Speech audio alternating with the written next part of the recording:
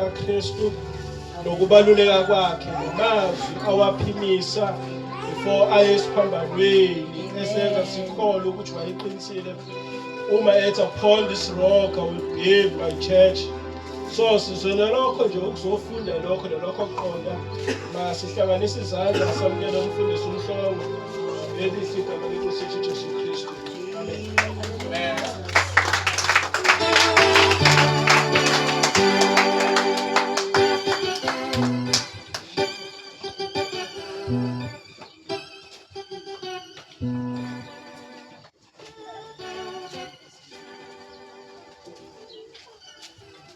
Siyabingelela abazalwane egameni likaKristu Jesu Nkosi.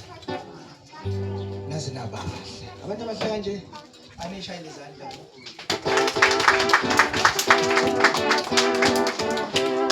Manje ngiya-understand. Ayishayile izandla ngiya-understand ukuthi umhlaba 15 usiseduze. Stress sephethe.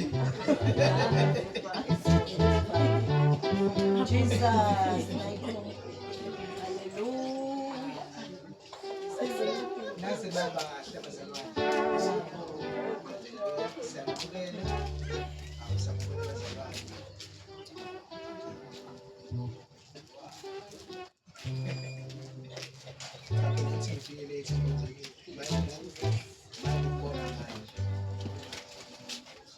Ngicela sivule izwi lenkosi encwadini kaMathewu chapter number 27. Njengoba besishilo umfundisi sizokhuluma ngaleyo nto enjalo.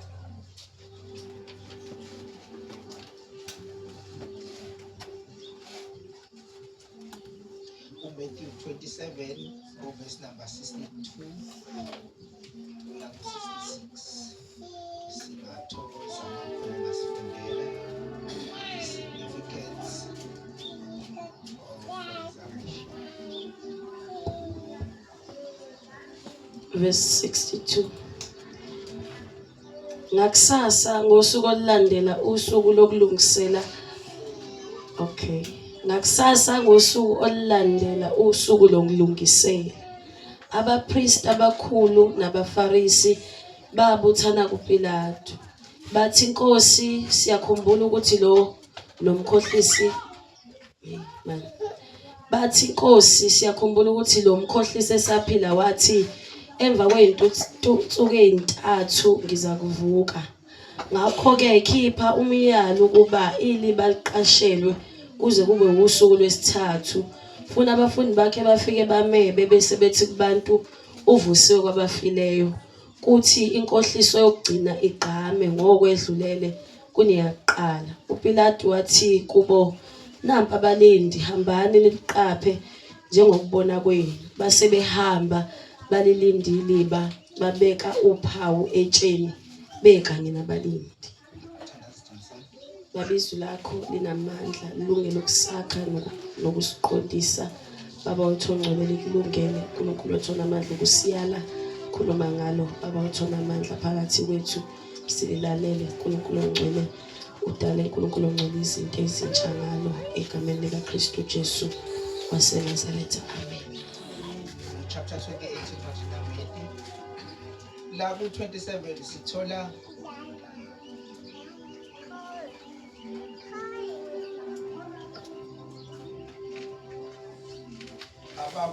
abafarisi beya kuPilato bethi, Pilato siyakhumbula ukuthi lo mkhohlisi unento ayikhuluma, wathi emva kwey'nsuku ey'ntathu uza kuvuka. Kusho abafarisi beyokhuluma noPilato, bathi sizwile ukuthi wathi ey'nsukwini ey'ntathu nasebusukwini obuthathu ngizovuka. Bakhotha exactly into eshiyo uJesu kuMathewu chapter number 12 from verse number 40. Hallelujah. uJesu lapha uphinde ukhuluma nabafarisi. Abafarisi babefuna ukubona imangaliso, bafuna ukubona ama-miracles, kungesona isikhathi sama-miracles. Uthi uJesu lizukulwane esibi, asikho isibonakaliso eniyakusibona ngaphandle kwalesi sibonakaliso sokuthi uJona waba semathunjini omhlaba izinsuku ezintathu nobusuku obuthathu. Isona sibonakaliso eningasibona leso manje ukuthi uJona izinsuku zabantathu nobusuku babuthathu phansi emathunjini omhlaba. Kanjalo ke nendodana yomuntu iyoba semathunjini omhlaba izinsuku ezintathu nobusuku obuthathu. Sebethi ke Pilato yala ukuthi kube khona abalindi abazolinda ithuna lawo. Kuthiwa baya ngakusasa. Haleluya. Baya ngakusasa kade uJesu ebethelwe ngezolo. Sebeyabona ngakusasa kuPilato bathi yala ukuthi kube khona abalindi. Haleluya. Amen. Bese ethi uPilato kulungile, take a card. Ma uyifunda ngo King James uthi kulungile, take a card. Leli gama lithi take a card, it's a military term esho ubuningi bamasosha. Amasosha are not less than 2,000. Not less than 2,000. And not more than 6,000. Hallelujah. The military term le esho amasosha angekho less than 2,000 but not more than 6,000.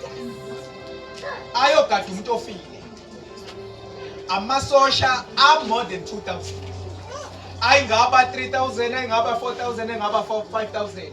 But ayingeke abe more than 6,000. Ayogada umuntu ofile. Hallelujah. Amen. Bathi abafundi bakhe bazofika bamebe lo muntu.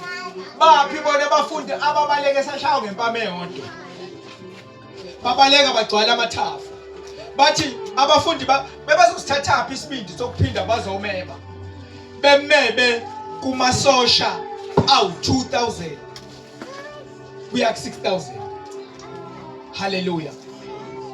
Ukusho ukuthi lo muntu uyingozi kanganani, uyingozi ngisho sefile. Hallelujah. Akaze ngibone mina kuthiwa kuyogada isidumo. Ngihlale ngibone kuthiwa kugada opresident. Ngihlale ngibone kugada abantu abavula bevala amanzi. Kodwa ngaze ngizwe kuthiwa kuyogada umuntu osefile. Ngisho umuntu obegadwa ama security. Uma sesefile nje usefile indaba yakhe ayathathwa ama security, ugovernment ayathatha ama security. Hallelujah. Kodwa lo umuntu ufile uthi take a guard. Leli gama lithi guard igama elisho ubuningi bamasosha ayigada uJesu. Hallelujah. La masosha ase Rome ayitrainwe for 7 years. Hallelujah. U7 years ukukhuluma iqiniso. U7 years ongayishiya position. La masosha uma ngabe unikeza ipost upostile wathi alibe sendaweni ethile, laliba sendaweni ethile noma ngabe liyaduma noma ngabe liyana noma ngabe sekufanele ukuthi umuntu aye kweyikhulule etoilet, kwakumele ayikhululele khona la, because ayitrainiwe ukuthi awayishiya position, ayitrainiwe ukuthi akhulume iqiniso. Hallelujah. Amen. Aze akhelwa amabhlukwe lapha phansi aboshiwe, aqale Rome lamabhlukwe lawa aboshwa lapha phansi, ukuthi la masosha benza short, la masosha awayishiya position. La masosha makubiza ukuthi ayachamela khona la, makubiza ukuthi ayikhululela khona la, atrainiwe for 7 years.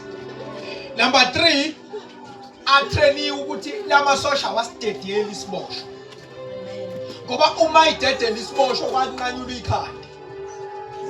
Check lapha incwadi yezenzo chapter number 16. Hallelujah.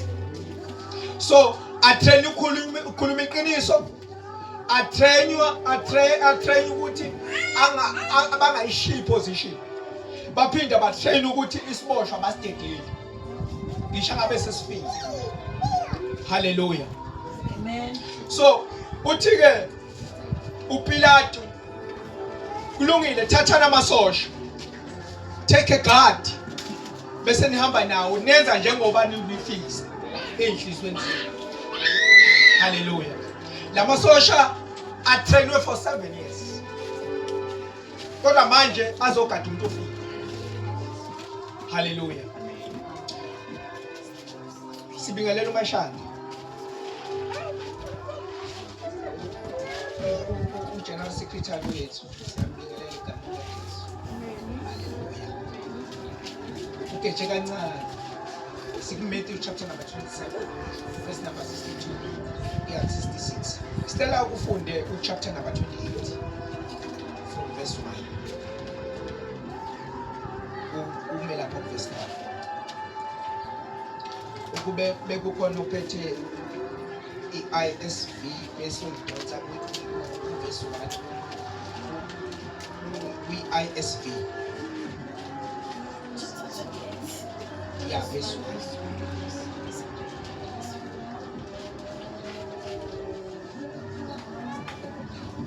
ISV uma isayibheka kwifoni. This one. Yes. Anoda uBible Hub. Ukuze ube namaBhayibheli wonke. ISV. Kule gama engililanda lapha elilodwa lengifunayo eli-plural.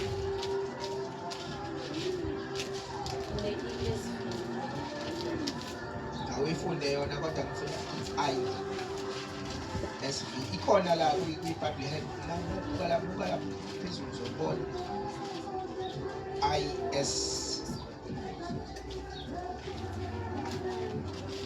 Ayifani lokulungile ngifunda ngifuna kodwa igama elilodwa. Yes. After the Sabbath, it's like Usabat wakho uno S.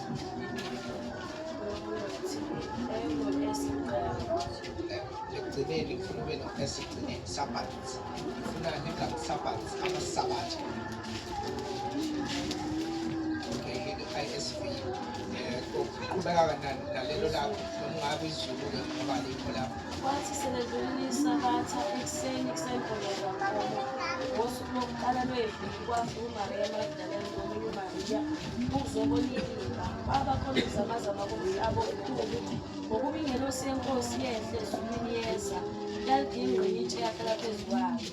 Yayibukeka injengonyazi, isembatho sayo simhlophe njengongqoqwane. Ababelindile bathuthumela ngenxa yokuyesaba, baba njengabafileyo. Ingelosi yaphendula yathi kwabesifazane, ningesabi, ngokuba ngiyazi ukuthi nifuna uJesu obebethelwe esiphambanweni, akekho lapha, ngokuba uvukile njengokusho kwakhe. Wozani nibone indawo lapho ebelele khona. Uthumani nitshela abafundi bakho ukuthi uvukile kwabafileyo. Usikakunandulela ukuya eGalile, nizakumbona khona. Niyabona-ke sengimtshelile. Bashesha basuka ethuneni benokwesaba nokuthokoza okukhulu, bagijima bayobikela abafundi bakhe. uJesu wahlangana nabo wathi sanibona. Basondela babamba iy'nyawo zakhe bakhuleka kuye. uJesu wayesethi kubo, ningesabi, hambani mbikela abafowethu ukuba bahambe baye eGalile, bayawubona khona. Verse 1 to 4 futhi ugcine 4.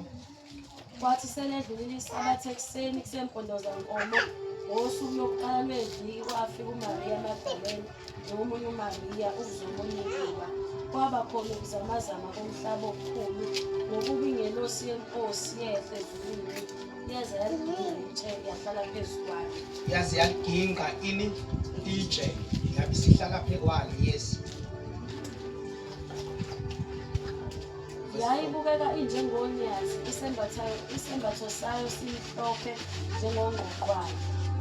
Ababelinde iliba bathuthumela ngenxa yokuyesaba, baba njengabafileyo. Kuthiwa ngosuku lwesithathu kwaba khona ukuzamazama okukhulu kumhlaba. Hallelujah. kwaba khona before sifike ekuzamazameni komhlaba kunegama lapho ebengilifuna elithi Sabbath. Hallelujah. Okusho ukuthi kunamasabatha ayi2 esilokhu siwageja. Hallelujah. Alokhu evela uma ngabe kuyiphasi. Ngicabanga ukuthi sisuke sigxile lapha kuMethi ethi selidlulile isabatha ngithi. So kuthiwa uJoseph waseArimathea wafika wacela isidumbu sikaJesu. Ekwenza lokho angikade ngani. Ekwenza lokho kuzongenisa abathi. Angithiwa sicela isidumbu kuzongenisa abathi ngesuku. Bese kuthiwa kuMethi selidlulile isabatha. Maria basebeya beyogcoba inkosi namafutha beyithuni. Hallelujah. Let us check incwadi Leviticus chapter number 23.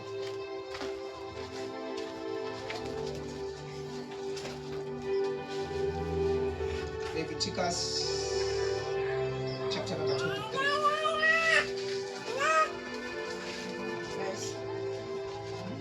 Verse number 3.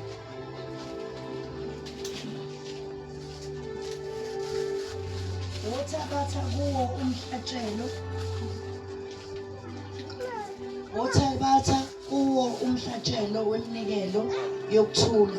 Verse number 3. Leviticus chapter 23. Uyokwenza umsebenzi ngey'nsuku eziyisithupha, kepha usuku lwesikhombisa luyisabatha, usuku lokuphumula lomhlangano ongcwele. Awuyokwenza umsebenzi ngalo, luyisabatha likaSimakade. I-weekly Sabbath leyo verse number 3 angithi kuthiwa niyosebenza insuku ezingani eziyisithupha ngosuku lwesikhombisa usuku likaJehova. That's a weekly Sabbath. Yes, qhubeka. Nansi-ke imikhosi emisiweyo kaSimakade, imihlangano engcwele eniyememezela kubo ngey'khathi ey'misiweyo. Nanso-ke imihlangano ney'khathi zayo eniyememezela ngey'khathi ey'misiweyo. Yes.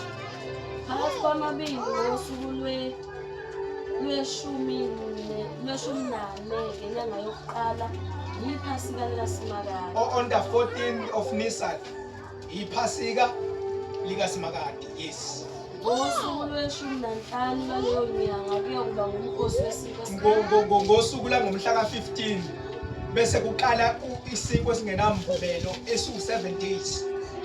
Yes. Niyokudla isiko esingenamvubelo iy'nsuku eziyisikhombisa. Yes. Ngosuku lokuqala nokuba nomhlangano. Ngawo umhla ka-15. Ngawo umhla ka-15. Ntambama because usuku lwangaleli laliqala ntambama ngo-6. Lokho sikuthola even ngisho ezwini lenkosi kuthiwa encwadini kaGenesis kwaba ukuhlwa kwaba ngubumnyama. Okusho ukuthi usuku laliqala ntambama liphele ekuseni. Kwaba ngukuhlwa kwaba ngubumnyama. Hallelujah. Nisahamba nami bathandekayo. Ngomhla ka-15 ntambama. Yes, kuyokuba njani umhla ka-15? Ngosuku lokuqala nokuba nomhlangano ongcwele niyokwenza umsebenzi. Ngomhla ka-15 umhlangano ongcwele umsebenzi. That is a high Sabbath, a great Sabbath. Oluthola kuJohn mayikhuluma ku-chapter number 19 uvele athi it was the great Sabbath. Okusho ukuthi usuku olukhulu lolu. Not a weekly Sabbath. Weekly Sabbath isitsheliwe ukuthi usebenza for 6 days ngosuku lwesikhombisa awusebenzi. Lolu-ke usuku lwesabatha lwephasika. Ngisho ngabe iphasika lingolwesithathu, liqale ngolwesithathu, ngolwesine kuzoba khona. Ngolwesine kuzoba khona? Come on class. Kuzoba khona isabatha. Ngisho ngabe iphasika lingomsombuluko. Kodwa ngolwesibili kuzoba khona isabatha ngesikhathi beqala befaka isiko esingenamvubelo ntambama isabatha akwenziwa lutho waqala umkhosi wephasika uhamba nesabatha not a weekly Sabbath. okusho ukuthi iPhasika laficwa amaSabbath ayi2. Kwaba khona iSabbath okuyi-high Sabbath ukuthi yiPhasika, kwaba khona a weekly Sabbath. Ngomhla ka-15 uJesu walidla iPhasika on the 14th. On the 14th wahlushwa ubusuku bonke. Hallelujah. Wabethelwa ngawo umhla ka-14 ntambama ngo-3. Ngomhla ka-15 sekufika abafarisi befika kuPilato bathi njengoba elenga izolo uJoseph wase-Arimathea wacela isidumbu sikaJesu ngoba kuzongena iSabatha la ngomhla ka-15. Hallelujah. Ngalelo langa it was Wednesday ngomhla ka-14, ngomhla ka-15 kwaku-Thursday. Hallelujah. So singaconfusewa uhulumeni mabe ethi Friday. Ngicabanga ukuthi abantu ababekhona ngaleso sikhathi ababe hlola imbhalo ibona bathi hayi Friday, it's a good Friday, but not good Friday. Hallelujah. Yes. Not a Friday. iPhasika liqala phande insuku. Hallelujah. Kusho ukuthi on the 15th uJesu usethuliwe. Usengcwatshiwe. Hallelujah. Ngomhla ka-15 abenzanga lutho. Ngomhla ka-16 bahamba uMaria Magdalena bayolanda amakha. Ngomhla ka-17 kwakuyiSabatha abenzanga lutho. Hallelujah. Bayolanda amakha ngomhla ka-16 kanti ngomhla ka-17 kuzoba yiSabatha. Hallelujah. So uma bebuya namakha bahlala ngesonto ekseni engqondweni zabo ngazi kwakudlala engqondweni zabo bahamba bona bathi bayogcoba uJesu. Bafika uJesu esevukile. Athi ne understand abazalwane? Ingakho uJesu ethi 3 days and 3 nights. Ngempela uJesu waba semathunjini omhlaba izinsuku ezintathu nobusuku obuthathu. Not ukuthi waba semathunjini omhlaba on Friday. Ngoba lokho manithi Friday njengoba sithi Friday sizomenza uKristu umqambi manga. Kanti akabanga umqambi manga uKristu kwenzeka exactly lento ayishiya. Uthi emva kwensuku ezintathu nobusuku obuthathu ngiza kuvuka. Hallelujah. So ku chapter number 28. Chapter number 28 kuthiwa kwaba khona ukuzamazama komhlaba. Uma kukhona ukuzamazama komhlaba bathandekayo umhlaba wonke washake. Bathe amasosha lawa atrainiwe ukuthi akhulume iqiniso. Lama sosha atrainiwe ukuthi anganyakazi ame angayishiya position.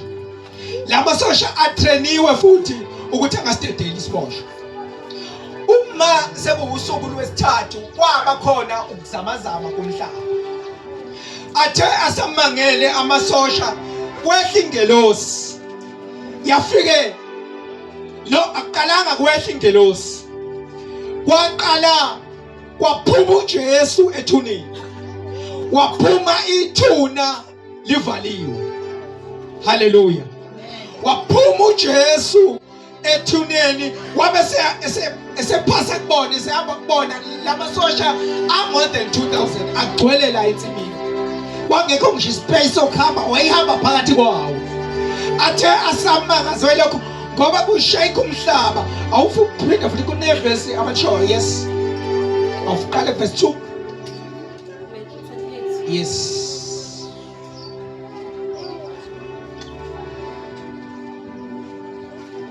Kwalokhona ukuzamazama komhlaba okukhulu ngokuba ingelosi yenkosi ehle ezulwini yeza yangcitshe. Yes. Yahlala phezu kwakhe. Yes, qhubeka.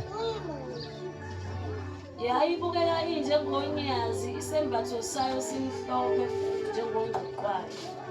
Ababelindile bathuthumela ngenxa yokwesaba baba njengabafile. Abalindile bathuthumela ngenxa yokwesaba. Kuthiwa baba njengabantu abafile. okusho ukuthi ngesikhathi ushake umhlaba enyakaza waphoqa ukuthi labantu bengayishiya iposition bayiposition bese ethi umbhali baba njengabantu abafileyo. Akazi noma wabona ni security lenza iparade ekuseni. Hallelujah. Noma liyenza ntambama makubiziwe lapho kwi-assembly makuthiwa attention lima straight linganyakazi njengomuntu ofile. Laba bantu babetrainiwe ukuthi abayishiya iposition. Ngesikhathi umhlaba unyakaza kusho ukuthi umhlaba uyanyakaza kusho ukuthi abanyakazi. Kodwa ngenxa ukuthi iposition abayishiyi kuthiwa baba njengabantu abafileyo. Waphuma uJesu ethuneni yehla ingelosi. Uma yehla ingelosi ayigingqeli itshe vele ukuthi uJesu aphume. uJesu already usephumile. Kodwa itshe igingqela ukuthi kubonakala uJesu akasekho phakathi. Ingelosi yafika yaligingqa itshe. Mayiginqa ya-excel yasihlala phezu kwami vele abagcwalisela phela hlala phezu kwami. Hallelujah. Base beyathuthumela. Base beyasaba. Yonke le incident yenzeka emathuneni bayibuka. uJesu uphuma ethuneni bambuka. Wehla ingelosi babuka. Iginqa itshe bayabona. Ihlala phezu kwetshe bayabona. Wehliwe inyuku uJesu uhamba phakathi kwabo bambona uphumile. Hallelujah. Bayibuka yonke le incident. Bathe basebangezwe lokho kwafika uMaria Magdalene noMaria unina. Hallelujah. Yonke lento yenzeka bayibona. Asiyasuka amasosha ayifew. Ayahamba aya kubafalisi. Afika abatshela into eyenzekile. Ngenxa ukuthi uNkulunkulu wenza sure ukuthi uvuko likaJesu lizoconfirma lifakazwe. Kube khona ofakazi bokuqala. Abantu bokuqala abafakazi amasosha ayibheka uJesu. Asho ukuthi ngempela uvukile. Hallelujah. Base bekhipha imali eningi bakanikeza yona ukuthi baqamba amanga bathi kufika abafundi bakhe bafike bamela. Hallelujah. Kuthiwa lawo manga ayanda namanje ngoba ngikhuluma nje ayatrenda. Hallelujah. Kuthiwa njengoba ngimile nje amanga nje ayazwayo. Adumile ayaziwa. Because la manga finance wakhishwa imali. Hallelujah. Mark chapter number 16.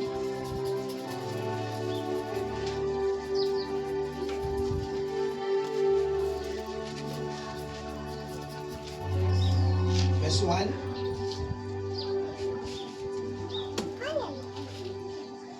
Selezulile isabatha.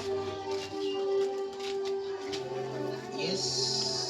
Selezulile isabatha uMaria Magdalene, uMaria unina kaJakobe noSalome bathenga amakha ukuze bahambe bamgcobe ngawo. uMaria ubani unina kaJesu, uMaria Magdalene. uMaria ubani? Unina kaJakobe. Yes. Kuthiwa bahamba bayothenga amakha. Bahamba under 16 beyothenga amakha abazowasebenzisa under 18. Hallelujah. Okugcoba isidumbu sikaJesu. Labo mama bazi kahle ukuthi ethuneni likaJesu ukhona itshe. Kodwa labo mama bangamaxolo ukuthenga amakha. Baqhubeka bawathenga amakha. Kuthiwa ngesikhathi uJesu elenga uJoseph owayo ocela isidumbu sikaJesu wathatha ithuna bekwe izoba elakhe layo ngcwaba uJesu. Hallelujah. Ikhona into eyishoyo le ukuthi ithuna elazongcwaba uJoseph. Hallelujah. La khanselwa kuJoseph laba yiloni kuJesu. uJesu wangcwatshwa ethuneni bezongcwaba uJoseph. Ithini lento kuthina ithi ukufa kunqotshiwe. Hallelujah. Ukufa empilweni zethu kunqotshiwe. Sathatha iliba elalingiselwe thina. Lalala uKristu Jesu. uJesu walala elibeni lethu. Thina saba ngabantu abakhululekileyo. Ithuna kuthiwa laliqoshiwe laze lafakwa isigxivizo laphasiswa uPilato wathi ithuna likaJoseph wase-Arimatheya. Haleluya. Lapho ke kuthiwa kuleli ithuna kwakuvalwe ngetshe, kwangagcina ukuvalwa ngetshe kwaze kwafaka ngisho usili, kwangagcina ngisho usili kwalanda amasosha awu-2000 azogada umuntu ofileyo, ahlala amasosha egada uJesu. Ngale uMaria bayahamba bayethuneni bayothenga amakha, kodwa ethuneni bazi kahle ukuthi ngeke bekwazi ukungena ethuneni ngoba ithuna livaliwe, kufakwe itshe, ngeke sikwazi ukuqukula. Kodwa amakha baqhubeka bawathenga noma sebazi ukuthi ngeke bekwazi itshe ukuqubula. Okumele ukwenze musukufinjwa stumbling block empilweni yakho. Into bekumele uyenze musukuhlala uthi kune stumbling block.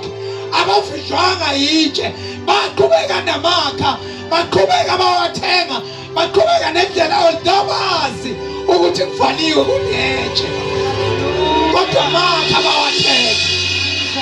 Thina uma sazitshe sixolela ukungantshe esontweni ngoba kunetshe, sixolela ukurelaxa ngoba kunetshe, kodwa laba khosikazi amaningi kangaka aqhubeka athenga amakha noma itshe likhona. Abanawo amandla etshe, kodwa banawo amandla okuthenga amakha, baqhubeka namakha noma itshe likhona. Webazalwane siyaqhubeka namakha noma itshe likhona. Omunye akasakwazi ngisho ukufuna umsebenzi ngenxa yokuthi bamblutikile last week. Kune-stumbling block empilweni yakhe. Haleluya. Akithi bazalwane lo muntu owayengaphakathi etsheni ukuphila, itshe ehlukanisa bona nokuphila. Haleluya. Abakwazi ukufinyelela kuphila ngenxa kwetshe, kodwa ukuthi itshe likhona akubavimbi ukuthi baqhubeke namakha noma itshe likhona.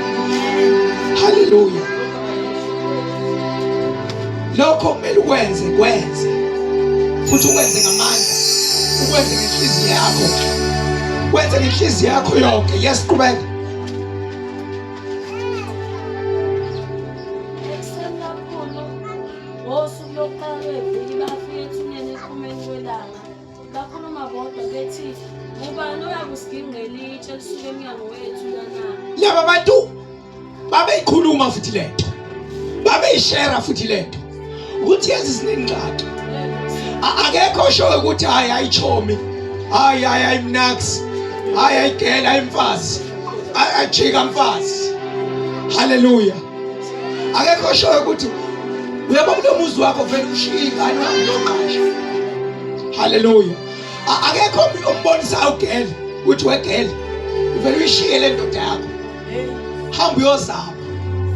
Haleluya. Amen. Haleluya. Ngoba izinto mase ayishubile bayasho ukuthi ayigeli kubi, ubungeke ko uyozwa ngisho lapha, uyozwa nje ukuthi kwenzakalani. Haleluya. Labantu bayasazi isimo ababhekene naso, kodwa baqhubeka amakha bayawathenga. Haleluya. Yes. Kwathi lapho bebheka babona ukuthi itshe ligingqiwe ngokuba nani likhulu kakhulu. Kuthe sebengena ethuneni babona insizwa ehleli. Webathandekayo, lento exakayo eyitshe empilweni yakho, qala u-admit eqala ukuthi unamandla okulisusa. Haleluya. Awuqala uvume ukuthi anginawo amandla, ngoba alisizakali kalulu uhlanya olufaka isudu nothaya. Haleluya. Angithi yabona mawusawungesta, mawusakhipha uzakhipha sasama ukubonisa abantu ngomshado ukuthi hayi emshadweni kuyisima kanjena kunjena, ngeke abantu bakusize.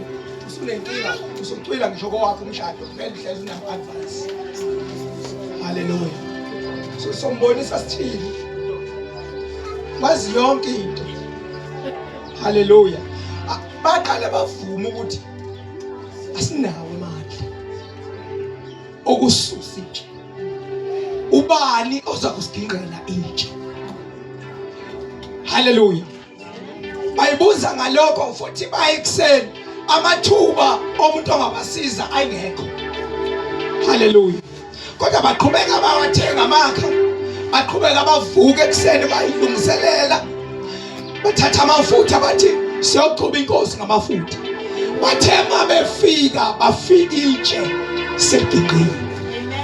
Njengoba sila kunamatshe agingqwayo kulabo abaqhubekile noma stumbling blocks siyaqhubeka nohambo bazalwane noma ngabe kusahambeki. Haleluya. Noma ngabe kusahambeki kodwa uyaqhubeka, awuqhugela ngisho ngoba kukhona hamba ngenduku, awuqhugele uye khona noma ngabe kusahambeki. Haleluya. Khohlwa itshe, ukhona ozolisusa itshe. Haleluya. Ukhona ozosusa itshe. Uyabona leli lihluphayo, leli likhathazayo wakho, leli likhathazayo emsebenzini, leli likhathazayo komakhelwane wakho, ukhona ozokuginqa. Akukhona okwakho ukuginqa, okwakho uqhubeka namakha. Haleluya. Ukhona ozoginqa. Ukhona uginqa aginqwa manje. Haleluya. Bathi bafika kukhona umuntu oginqile, abazi ukuthi ubani. Futhi naye lo muntu uliginqa emaqede wahlala phekwa. Haleluya. Uliginqile yena maqede wahlala phekwa. Yes, nkosikazi. Kepha yathi kubona ingethuki, ngifuna uJesu waseNazaretha obebethelwe esiphambanweni. Uvukile akekho lapha. Bonani nansi indawo lapho bebembeke khona. Ngobazalwane awuqoqe amakha uthembo lamandla. Asingayeki ukukhonza uNkulunkulu ngenxa yetshe elivaliwe. Haleluya. Asiyeke ukuthi abanye itshe labo umzalwane akhonza naye, ngoba umzalwane akhonza naye ungangendlula iJesu. Zonke indaba ayifikela kuye, zonke indaba uyayiposta. Ngisho ngabeke umbone workshop awumiyeke wena qoqa amakha, ukhona ozoginqa itshe. Haleluya. Abanye amatshaba abazalwane. Haleluya. Inkosi yami ungibonile ngiphakamisa isavana. Siyazi ukuphakamisa isavana kuRome, awumiyeke aqhubeke namakha, ukhona ozoginqa itshe. Haleluya. Noma ngabe umbone ehamba nale ndoda namuhla, asisho right ukuhamba nendoda, asisho right uthanda nalo hambo ipost abani yaposta njalo. Hayi, yabona ke le engiyitholile this time. Lo hambayo. Owamanje akuphikizile. Ungakapheli nje 2 days uthole omunye wamanje. Awu. Omunye futhi ufaka futhi Facebook. Haleluya. Post on Facebook uvela umtheke afika mahala njonjo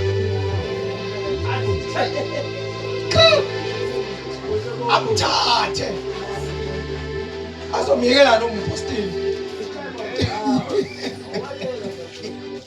akhona mahala njonjo, kodwa wena qhubeka namakha, ukhona ozoginqa itshe. Angazi ukuthi yiliphi itshe likuhluphileyo, kodwa wena qhubeka namakha, ukhona ozoginqa itshe. Ngoba once uliginqa maqede ahlale phekwana. Haleluya. Uthi une authority. Bathi bafika ithuna itshe liginqile. Uma bethi bayaqalaza ubabona amasosha, babona umuntu beyithethe amasosha. Uthi nimfunelani ophilayo kwabafileyo, ngoba akakho lapha uvukile, njengokusho kwakhe ukuthi emva kweinsuku ezintathu nobusuku obuthathu uzovuka ethuneni. Ukuvuka kaJesu kwakusho igospel kithi. Ukuvuka kaJesu kwakuqala iculo elisha kithi. Ukuvuka kaJesu kwakusho uhambo liyaqhubeka. Ukuvuka kaJesu kwakusho ukuthi asisibe abantu abafayo kodwa singabantu abavukayo inguna phakathi. Akakho lapha uvukile. Chapter 20 verse 2 uJohn sithandaze ngawo. Chapter 2 verse 20. Uma befika bafika itshe Gingqiwe. Uma bethola itshe Msomthi Gingqiwe kwaba khona futhi nabashoyo ukuthi uJesu akakho. Labantu besifazane kwaba abantu bokuqala abangofakazi ukuthi uJesu wavuka. Kwaba ngofakazi bokuqala. Angisho ukuthi kwaba abantu bokuqala baba abafundisi bokuqala kodwa kwaba abantu bokuqala abafakazi. Abantu besifazane abangathulanga ngoJesu. Itshe maseligingqiwe siyafakaza ngoJesu. Itshe maseligingqiwe siyamamezela ukhona ogingqa manje empilweni yakho. Agijimizwe lonke. Hallelujah. Agijima abafundi bakaJesu. Yes, nkosikazi. Verse number 2, John 20. Yes.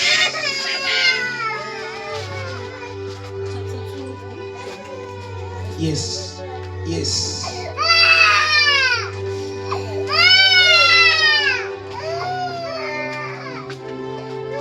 Verse 2, John 20. Verse 20. AbaJuda bathi kuye, leli thempeli lathatha iminyaka engamashumi 46 lakhiwe. uJohn 20 lo. Awuthi 21 ngifuna awuthi 21 verse 2.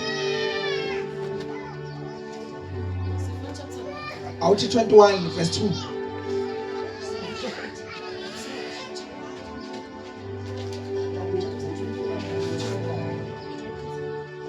Verse 2. Bakhona lapho Simon Petro, Yes. uThomas okuthiwa uDidimu, uNathayeli waseKhana eGalile, amadodana kaZebediya nabanye abafundi bakhe ababili. Awuqhubeka. Simon Petro wathi kubo, ngisayodwa. Ngifuna la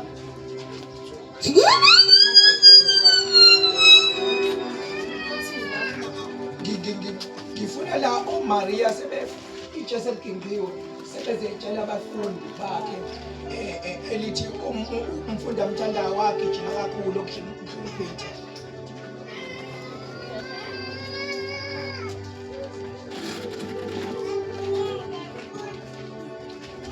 Labantu njalo mabenjabulweni babefundwa itshe. Ngaso sonke isikhathi unetshe. Angazi noma yes uJohn John 20 verse 2. Okay, verse 2. Ngakho-ke wagijima waya kuSimon Petro nakulowo mfundi uJesu ayemthanda. Wathi kubo, bayithathile inkosi ethuneni, asazi lapho bayibeke khona. Kodwa lo muntu wesifazane usezwile kuthiwa akakho lapha uvukile. Useya kubafundi uthi bayithathile inkosi yakho asazi lapho bayibeka khona. Utshela abantu uSimon Petro. Yes. Yes. uPetro nomunye umfundi basuka baqonde ethuneni, bobabili bagijima, kodwa lo omunye umfundi wagijima kakhulu kunoPetro, wafika kuqala ethuneni. uJohn wagijima wadlula uPeter. Kuthiwa wafika kuqala ethuneni. Yes. Walunguzwa uboningi Ingxaki kaJohn ukuthi akangenanga ethuneni kodwa ufike walunguza. Sinenkinga yabantu uthola umuntu angasezi esontweni ngeincident e1 emehlele. Ngenxa ukuthi ushaya umfana futhi nakhona umhlobo lozini. umfana thina esingasho mthambo oqoma umfana. Uyena oyiqomela umfana usindisiwe kodwa aqoma umfana. Umfana nje wamuthi nje ngomuntu. Usecasukela uNkulunkulu azathi uNkulunkulu yena othe awuqoma umfana umuntu uyiqomela umfana wesemuthi nje ngomuntu. Haleluya. Wamuthi nje ngomuntu. Useyafika uyalunguza. Abantu abangasakhonza abantu sebehlezi phansi abantu abafika balunguza. Sihlushwa abantu abafika balunguza bangangena. Bafika babona ukuthi kwenziwani kudliwani uqokweni. Bonke abantu abahleba ngabazalwane abazalwane abafika balunguza. Ingxaki kaJohn ukuthi akangena ngwafu walunguza. Yes. Walunguza wabona indawo zelinye zikhona kodwa akangenanga. Yes. Wafika noSimon Petro emlandela wangena ethuneni. Wangena phakathi. Yes. Wayibona into wangizelineni. Yes. Neduku elisekhanda laJesu. Neduku walibona. Konke lokho akasakubonanga lo. Yes. Lingekho indwangu ngizelineni kodwa lisongwe ndodwa likwenye indawo. Yes. Ngakho ke wangena nomfundi omunye obefike kuqala ethuneni. Yes. Wabona wakholwa. Yes. Bebengakawuqondi umbhalo othi ubefanele ukuvuka kwabafileyo. Base behamba abafundi bafunda. Ngena phakathi bese uyaqonda ukuthi lo wavuka kwabafileyo. Ayikho eyinkosi eyavuka ngaphandle kukaJesu. Akhona amakhosi afa, bakhona nabahlonishwayo bafa kodwa inkinga yabo abavukanga. Bakhona abantu abavuswa uJesu kodwa ingxaki yabo wabavusa uJesu kodwa baphinda futhi bafa. Kodwa uJesu wavuka akaphindanga wafa, wakhuphuka ebona wazofika ezulwini. Sikhonza uNkulunkulu ongafi, sikhonza uNkulunkulu okhona ophilayo. Akafani nabantu abakhonzwayo nabanye abafusa kodwa baphinda futhi bafa. Haleluya. Umehluko ngaleli bandla likaKristu ukuthi uJesu wafa, uJesu wembelwa, uJesu wavuka. iGospel yaqala, ivangeli laqala. Siphakame sibe ngenyawo, ithuna selinqotshiwe bese yeza umsomo ethandaza. Ithuna inqotshiwe uJesu wabuya phila. Ithuna inqotshiwe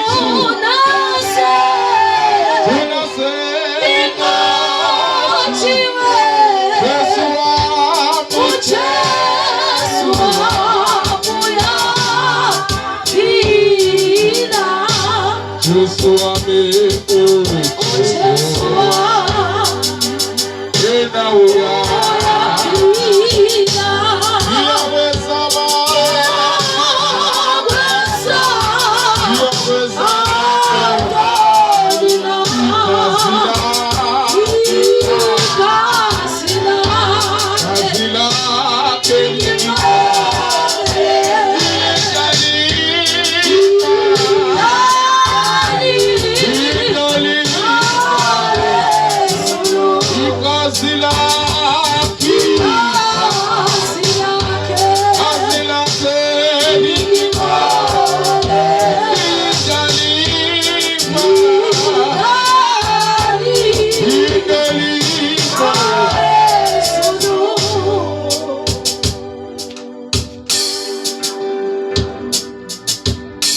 uNkulunkulu wethu ongcwele, ohlele esihlalweni sobukhosi. Ubukhosi bakho benziwe phambi lutho ukuba uyindlela yakho kuwuqobo. Siyabonga uNkulunkulu wethu wanqoba ukufa okwakumele kufumane thina, phela waba